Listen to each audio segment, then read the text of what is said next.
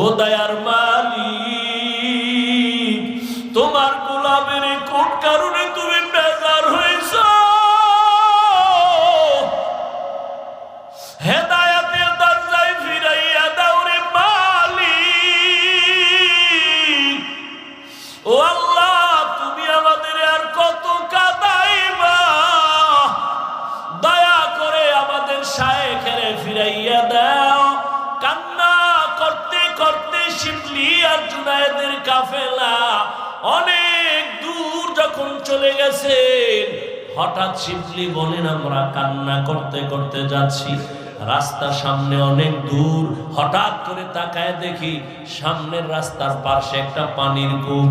ওই পানির কূপ থেকে আমাদের আবু আব্দুল্লাহ আমাদের শায়েখ উলঙ্গ অবস্থায় কালেমায় শাহাদাত পড়তে পড়তে কূপের থেকে গোসল করে ওখানে দাঁড়ায় আমাদের ডাকে, আমার একটা কাপড় দাও, আমার একটা কাপড় দাও, শরীরটা আবৃত করো। শিবলি জুনায়েদ বলেন, আমরা দৌড়ায় যাইয়া আমরা কাপড় দিলাম, চাদর দিয়া তারে আবৃত করে। এরপরে আমরা তাকে নিয়ে আবার ইরাকের খানকায় রওয়ানা। ইরাকের খানকায় যাইয়া আমরা তাকে নিয়ে থাকলাম। আগের মতো খেদমত শুরু হলো। শিবলি বলেন, আমি এক পর্যায়ে আদব রক্ষা কইরা আমি আমাদের শায়েখরে জিজ্ঞাসা করেছিলাম গোপনে, ও শায়েখ আমার, 40,000 মুরিদের আপনি পীর, আমরা আপনার মুরিদ, আমাদের দেখা কত মানুষ দিনের পথ খুঁজে পায়, আপনার এমন কি হয়েছিল যে আপনি খ্রিস্টান মেয়ের জন্য পাগল হয়ে গেলেন? কারণটা কি? বলে, ও আপনি তো 30,000 হাদিসের হাফেজ, আপনার হাদিস আছে কতটা মুখস্থ? বলে, একটা হাদিস ছাড়া ভিন্ন কোনো হাদিস আমার মুখস্থ ছিল না, কোরআনের একটা আয়াত আমার মুখস্থ ছিল না। শিবলি বলেন, কারণটা কি হয়েছিল? আল্লাহর ওলি আবু আব্দুল্লাহ ডেকে বলেন, ও শিবলি, যখন আমরা কাফেলা নিয়া ওই খ্রিস্টানদের গির্জার সামনে দাঁড়াইয়া এক ধ্যানে তাকাইছিলাম, তখন আমার অন্তরে একটু অহংকার ছিল। আমি মনে মনে ভাবছিলাম আর বলছিলাম, তোমরা সব জাহান্নামী, আমি একা জান্নাতি, আমার মতো ভালো মানুষ আর কেউ নাই। এই ভাবনাটা ভাবতে না ভাবতে হঠাৎ আমি তাকাইয়া নজর করে দেখলাম, আমার এই বাম দিক থেকে, এখানেই তো কলব, এখান থেকে একটা নূরের আলো বের হয়ে গেল। এমন কেমন যেন আমার জ্ঞান, আমি শূন্য হয়ে গেলাম। এই শুধু এতটুকু অপরাধ শিবলি রহমাতুল্লাহ আলাইহি লিখেছেন। এই যে নিজের বড় মনে করেছেন, অহংকারী, আল্লাহ বেজার হইয়া কলবের নূর নিয়ে গেছে। من يهد الله فهو المهتد ومن يضلل فلن تجد له وليا مرشدا। শিবলি বললেন, শায়েখ, আপনাকে রাস্তা থেকে ধরে আমরা খানকায় নিয়ে আসছি, আপনি তো খ্রিস্টান মেয়েটাকে বিবাহ করার জন্য আপনি তার বাড়ি গেছেন। বলে, হ্যাঁ, বিবাহ কি হইল? কয়, না, হয় নাই। 1 বছরের টাইম দিছে তারে আমাকে বিয়া দেওয়ার ক্ষেত্রে, এর আগে দিবে না, আমি এখনো পারি নাই, 1 বছর টাইম তো হলো না। আল্লাহ আমাকে আবার এই খানকায় ফিরায় দিছেন। আল্লাহর কাছে হেদায়েতের দোয়া করো, আল্লাহ পাক রব্বুল আলামিন যেন এই হেদায়েতের উপরে মজবুতি অর্জন করার তৌফিক দান করে। গোসল করায়া, কাফন পরায়া, জানাজা পড়ায়া কবরে রেখেছেন, একজন হুজুরও করোনায় মরে নাই। এই জাতিকে এই আলেমরা যা দিয়েছে কেউ দেয়নি। হ্যাঁ, তুমি বলবা আমাকে টিনের বাড়ি দিছে, আমাকে টাকা দিছে, আমি বলবো 5,000 টাকা দিলে তোমাকে 5 লাখ টাকার ধান্দায় পেরেশানিতে ফেলে তোমাকে ফকির বানায়। দেখো না, লোন আর কিস্তি দিতে দিতে মইরা গেছে, লাশের জানাজা হয়ে গেছে, কবরের সামনে দাঁড়ায় গেছে, লাশ নেওয়া যাবে না ভেতরে, কিস্তি দাও। আল্লাহ হেদায়েত দান করুন। আমাদের দেশের এক বেচারা, চিনি না জীবনেও, 3 বার মাদ্রাসায় আইয়া খালি ঘুরে, দেখা টাক্কা করে। আমি দেখি লোকটা খুব ঘুরে, একটা গেঞ্জি পরা লম্বা মানুষ। তো একদিন ডাকলাম এদিকে, ভাই কোথার থেকে? আমি থাকি এখানে এই যে রূপগঞ্জ থানা, বাড়ি আমার পটুয়াখালী। তো এই 3 বার আসতেছেন, কি চান? আপনার সাথে একটু স্পেশাল পার্সোনাল কথা বলো। তো বললাম আসেন বলেন। কথা বলে না, কাঁদতেছে। আমি বললাম বলেন কি সমস্যা? তো বলতেছে আমার একটা মেয়ে উপযুক্ত বিবাহের কাছাকাছি, আর আমার বউ আর আমি একটা ছোট্ট রুম আর একটা বারান্দা নিয়ে ভাড়া থাকি। কারো থেকে টাকা উঠাই আমি লোন আই না, সুদে একটা পিক আপ কিনছি। পিক আপ, ছোট পিক আপ আছে না, মালটানে কিনা ওরে মাসে মাসে কিস্তি দেয়, আরে পিক আপ চালাই। এমন মুসিবত, করোনা আসলো, পিক আপ অ্যাক্সিডেন্ট হলো, এখন আমি নিজেও খেতে পারি না, কিস্তিও দিতে পারি না। আমারে এই দুঃখ অত কাঁদায় না, কিন্তু কাঁদায় এজন্য ওই পাওনাদার ওই মানুষগুলো আমার বাসায় এসে আমার মেয়েকে মারে, আমার স্ত্রীকে মারে। আমি কি করবো? কাঁদতেছে অঝট ধারায়। সুদ খাইয়া কেউ শান্তিতেছে, একটা প্রমাণ দিলে আমি সুদের বিরুদ্ধে রস করবো না। আল্লাহ হেদায়াত দান করুন। তুমি টাকার বাহাদুরি দেখাও আর রাস্তায় ঘুরো, চায়ের দোকানে বলো, মাদ্রাসায় পড়ে লাভ কি? যাকাত ফেতরা খায়। বলেন তো কতটার জবাব দিব? আচ্ছা বলেন আমাকে, আপনার এখানে সব শিক্ষিত মানুষ, যাকাত দিবে কে? গরিব না ধনী? কাকে দিবে? গরিব। মাদ্রাসায় গরিব নাই? কম না বেশি? এতিম নাই? তার প্রত্যেকটা মাদ্রাসায় এতিম ফান্ড আছে, ওখানে আলাদা টাকাগুলো যাকাতের জমা হয়, ওদের পেছনে টাকা ব্যয় হয়। তো যাকাতের টাকা গরিবরা খাবে না? তুমি তো চুরির টাকা খাও, তুমি তো সুদের টাকা খাও, তুমি তো ঘুষের টাকা খাও। এটার কোনো টেনশন নেই। মাদ্রাসার যাকাত খায় কেন, এ নিয়ে টেনশন। ওই যে কথা আছে গ্রামে, দেখতে নারী চলন বাঁকা। আল্লাহ হেদায়াত দান করুন। হালাল ভাবে তারা জীবন যাপন করে, একটা হারাম নয়। এই রকম মাদ্রাসায় জমিনে ভারতের ভেতরে ব্রিটিশরা 200 বছর শোষণ করেছে, মাদ্রাসা জ্বালায় দিয়েছে। হাজার হাজার আলেমকে গলায় ফাঁস দিয়া গাছের সাথে রাস্তায় লাশ ঝুলায় রাখছে। এই ভারতে কোনো ইসলামের আওয়াজ থাকবে না, আলো থাকবে না। আল্লাহ সিদ্ধান্ত করলেন ভারতেই হবে ইসলামের আলোর পাওয়ার হাউস। তাই হলো, সারা দুনিয়াতে যত ইসলামের বাতি জ্বলে সবগুলোর পাওয়ার হাউস দাও বন্ধ। কথা বলেন না কেন? কোন মায়ের সন্তান সাহস থাকলে দাঁড়ায় বলতে পারবে সারা বাংলাদেশে যে রাজনীতির ময়দান বলেন, তাবলীগের ময়দান বলেন, পীর মুরিদির ময়দান বলেন, সহিভাবে, ভণ্ডামি নয়, সহিভাবে যত খেদমত আছে ইসলামের লাইনে, সবগুলো খেদমতের পেছনে দেওবন্দীদের অবদান অস্বীকার করার কোন সুযোগ না।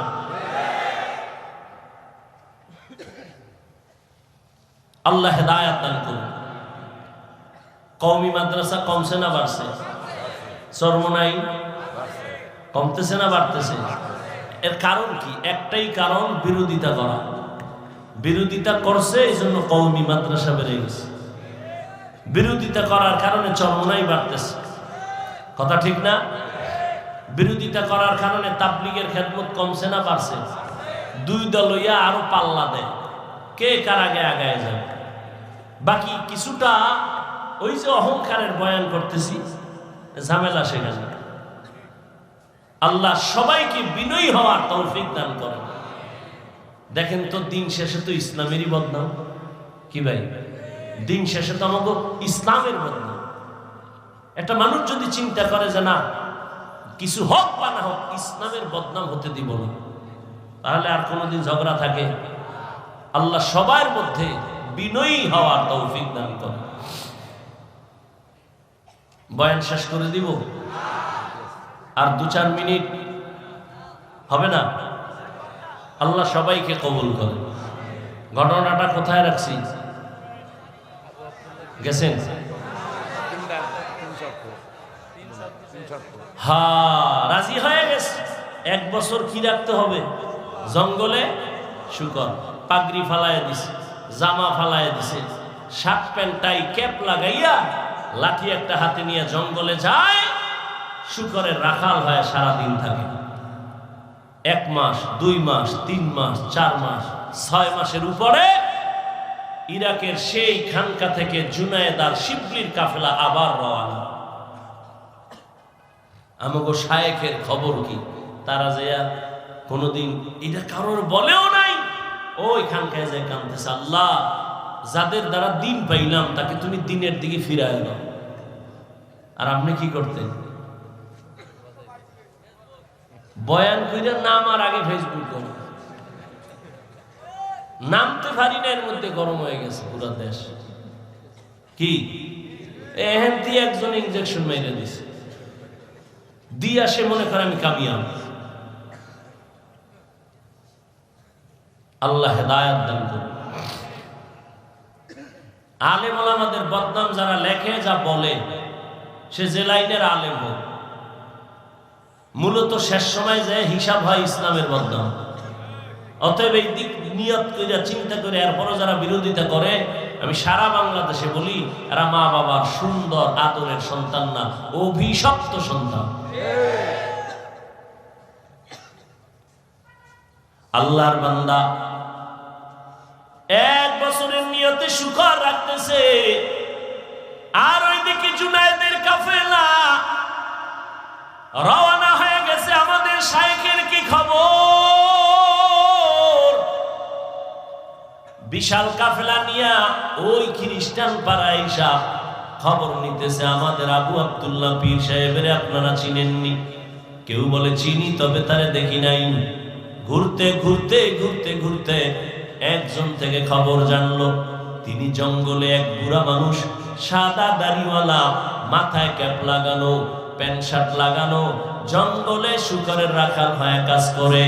জুনায়েদের কাফেলা শিবলি রহমাতুল্লাহ আলাইহি সবাই জঙ্গলের দিকে রওনা। জঙ্গলের ভেতরে গিয়ে কিছু দূর ভেতরে গিয়ে দেখে ঠিক একটা গাছের ছায়ায় ওই ক্যাপ লাগানো সাদা দাড়িওয়ালা একটা হাতে লাঠি নিয়ে দাঁড়ায় আছে, সামনে শুকর। জুনায়েদের কাফেলা হাঁটতেছে, সামনে যায়। আল্লাহর বান্দা দাড়িওয়ালা 40,000 মুরিদের পীর নজর দিয়ে যখন জুনায়েদের চেহারায় পড়ছে, শিবলির চেহারায় পড়ে গেল, তখন সে একটু আটকে উঠলো। এবার ওখানে দাঁড়ানো জুনায়েদের কাফেলা শিবলি রহমাতুল্লাহ আলাইহি সহ কাছে গিয়া দাঁড়ায়া সালাম দিলেন, সালামের জবাব নিলেন না। এবার বললেন, হযরত আর কতদিন আমরা নিরুপায় হয়ে গেলাম, আপনার মাধ্যমে দ্বীনের আলো পেয়েছি, চলেন আমাদের খানকায়। ইরাকের মানুষগুলো বহুদিন আপনাকে দেখে না, চলেন।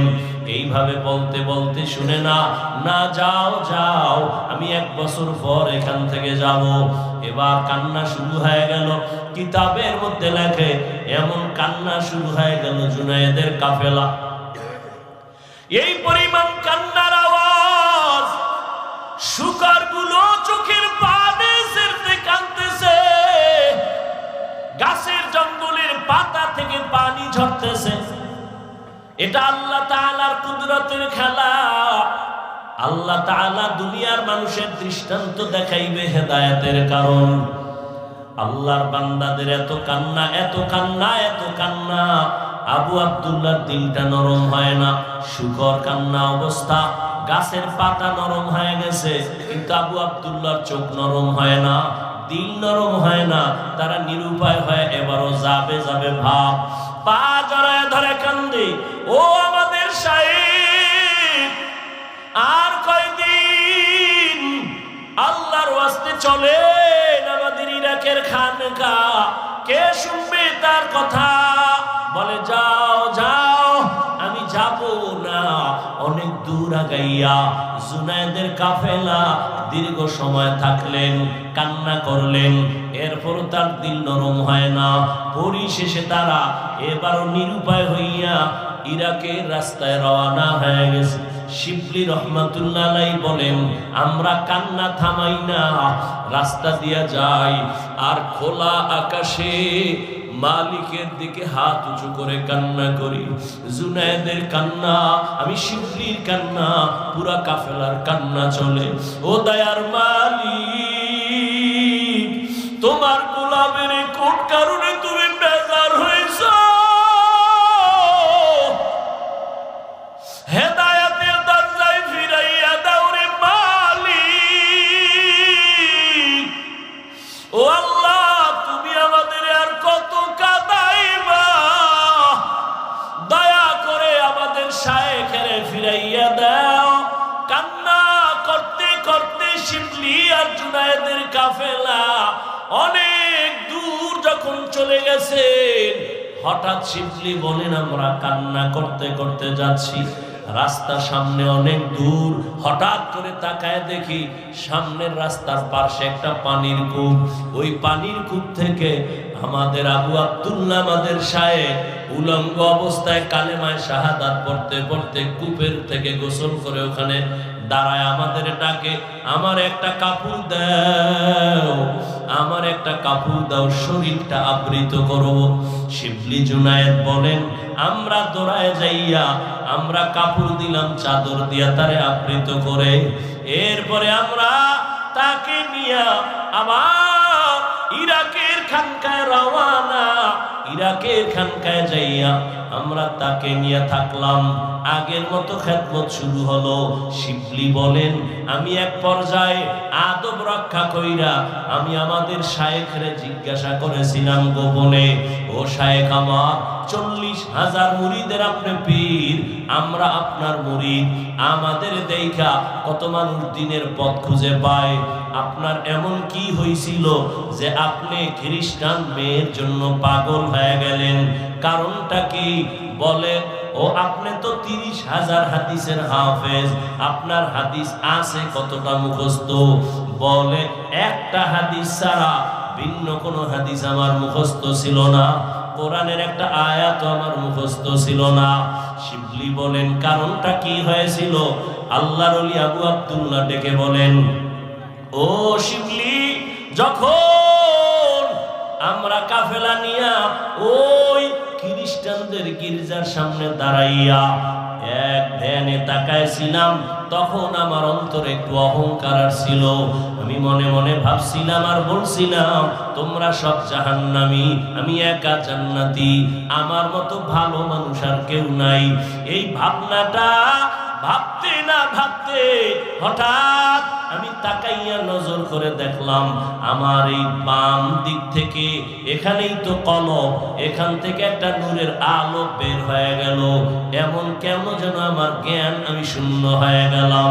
এই শুধু এতটুকু অপরাধ শিবলি রহমাতুল্লাহ আলাইহি লিখেছেন। এই যে নিজের বড় মনে করেছেন, অহংকারী, আল্লাহ বেজার হইয়া কলবের নূর নিয়ে গেছে। من يهد الله فهو المهتد ومن يضلل فلن تجد له وليا مرشدا। শিবলি বললেন, শায়েখ, আপনাকে রাস্তা থেকে ধরে আমরা খানকায় নিয়ে আসছি, আপনি তো খ্রিস্টান মেয়েটাকে বিবাহ করার জন্য আপনি তার বাড়ি গেছেন। বলে, হ্যাঁ। বিবাহ কি হইল? কয়, না, হয় নাই। 1 বছরের টাইম দিছে তারে আমাকে বিয়া দেওয়ার ক্ষেত্রে, এর আগে দিবে না, আমি এখনো পারি নাই, 1 বছর টাইম তো হলো না। আল্লাহ আমাকে আবার এই খানকায় ফিরায় দিছেন। আল্লাহর কাছে হেদায়েতের দোয়া করো, আল্লাহ পাক রব্বুল আলামিন যেন এই হেদায়েতের উপরে মজবুতি অর্জন করার তৌফিক দান করে। এদিকে আল্লাহ তাআলা কয়, এরে আবু আব্দুল্লাহ, যেই মেয়েটাকে তুই নেওয়ার জন্য পাগল, ওই মেয়েটাকে তুই নিবি হারাম ভাবে না, আমি আল্লাহ তোর জন্য হালাল পন্থায় রাস্তা খুলে দিতেছি। রাস্তা খুলতেছি হালাল ভাবে, তবে দুনিয়ায় না। খবর আসতেছে খানেকা ফোরাত নদীর কিনারায় কোন একজন মহিলা যুবতী মেয়ে পর্দা রক্ষা করে বারবার বাহক পাঠাইয়া বলে, তোমাদের খানকার পীর আবু আব্দুল্লাহ জুনায়েদের পীর, আমি আসছি বহু দূর থেকে, আমার সাথে একটু কথা বলবে কিনা বলো। বারবার আসতে সে জুনায়েদ ফিরায় দেয়, শিবলি ফিরায় দেয়, আমাদের শায়েখ কোনো বেপর্দা নারীর সাথে কথা বলবে না। একবার যায়, একদিন, দুদিন, 3 দিন, ওই মেয়েটা যায় না, বলে না আমি তার সাথে কথা বলবো। শিবলির কানে বারবার আসার পরে হযরত আবু আব্দুল্লাহর কাছে গিয়ে একটু পরামর্শ চাইলেন। এই হালাত হযরত ভয় পাই না জানি আবার ঝামেলা হয়। আগে তার ঠিকানাটা নেও।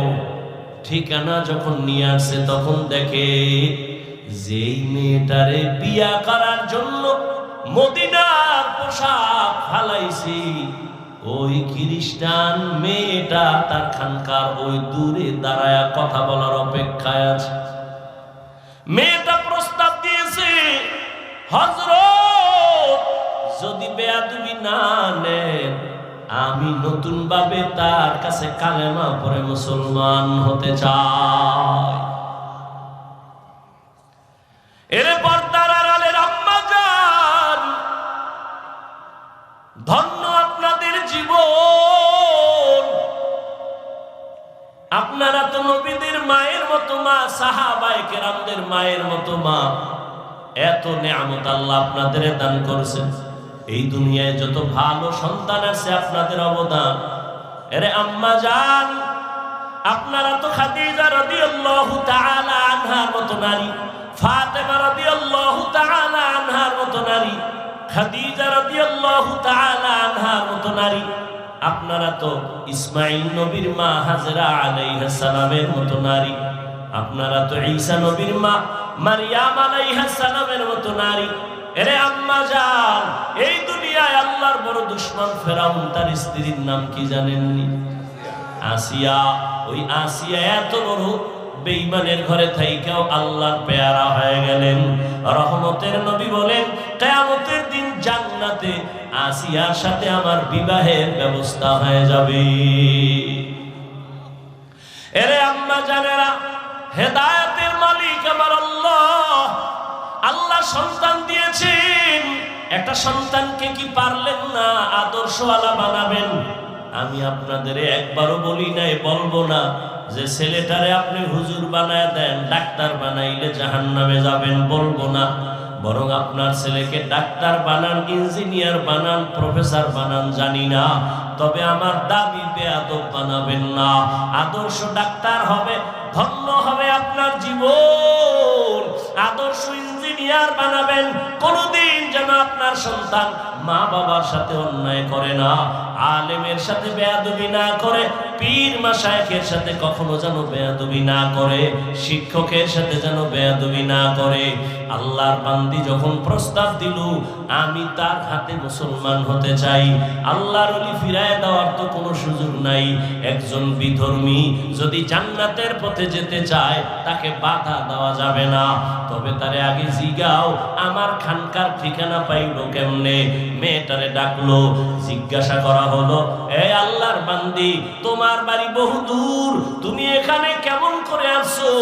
বলে আমি দীর্ঘ 6 মাস স্বপ্নে দেখতেছিলাম ইরাকের খানকার ওই আল্লাহওয়ালা আবু আব্দুল্লাহ রে, আমি তার হাতে মুসলমান হয়ে যাব। ইসলামের ঘেরান আমার নাকে লাগতেছিল, আমি পাক্কা নিয়ত করে আসছি। স্বপ্নে আমাকে বলা হয়েছে মা বাবা সাইরা কালেমা পড়তে পারবেনি। আমি রাজি হয়ে হ্যাঁ বলেছি, আমি এখন কালেমা পড়ার জন্য আসছি। আমাকে স্বপ্ন দেখাইছে ফোরাত নদীর কিনারায় খানে খায় চলে যাও, আমি চলে আসছি। আল্লাহর ওলি পর্দার আড়ালে রাইখা মেয়েটারে মুসলমান বানায় দিছে। এরপরে বলছে এখানে থাকো, খানার আয়োজন দিছে, সবক দিছে, এগুলো আদায় করো। কিছুদিনের মধ্যে এই আল্লাহর বান্দি হঠাৎ অসুস্থ হইয়া দুনিয়া থেকে বিদায় হয়ে গেল। আল্লাহর ওলি শিবলি বলেন, আমাদের শায়েখ এই মেয়েটাকে মুসলমান বানায় দিয়েছেন। কিছুদিনের মধ্যে মোটামুটি আমল করতে করতে অসুস্থ হয়ে আল্লাহর বান্দি চলে গেলেন। এরপরে এর কিছুদিন পর আমাদের শায়েখ আবু আব্দুল্লাহ দুনিয়া থেকে চলে গেলেন। এবার দুনিয়ায় আর তাদের সাক্ষাৎ হলো না, মোলাকাত হলো না। মনে মনে ভাবতেছিলাম, আবু আব্দুল্লাহ আমাদের শায়েখ বিবাহের জন্য এত পথ বাড়াইলেন, 1 বছরের কিনারায়, মেয়েটাও জায়গায় আসলো, বিয়ে তো আর হলো না। শিবলি রহমাতুল্লাহ আলাইহি বলেন, দীর্ঘদিন পর আমি একদিন ঘুমের ঘরে স্বপ্নে দেখি ওই আমাদের পীর, 40,000 মুরিদের পীর, 30,000 হাদিসের হাফেজ, তাকায় দেখতেছি দোনোজন জান্নাতের বাগানে দোনোজন বিচরণ করতেছে। প্রশ্ন করলাম কি হালাত? বলে আমাদের দোনোজন জান্নাতে বিবাহের ব্যবস্থা হয়েছে। আউলিয়ারা কারে উকবা ইখতিয়ার, জাহেলারা কারে দুনিয়া ইখতিয়ার, নাইলে মোমেন সোয়ে মোমেন মিশাওয়াত, মাইলে কাফের সোয়ে কাফের মিশাওয়াত। এরে আল্লাহর বান্দারা, ও পর্দার আড়ালের মা বোনেরা, কয়দিন আল্লাহকে নিয়ে কবরের দিকে যান। ওই বেঈমান ফেরাউনের ঘরে আসিয়া, এত বড় বেঈমানের ঘরে থাইকা আমার আল্লাহকে ভুলেন নাই। ফেরাউনের ঘরে থাইকা আমার আল্লাহর পেয়ারা বান্দি হইয়া কবরে চলে গেছি। আল্লাহ মা বোনদের আবেদা হিসাবে কবুল করেন, আদর্শ সন্তানের মা বাবা হওয়ার তৌফিক দান করেন, আমিন। সবাই আমিন বলেন। মোনাজাত যাদের লাগবে না, বহু বুজুর্গ আছে, গুনাহ নাই, মোনাজাতেরও কি নাই, প্রয়োজন নাই।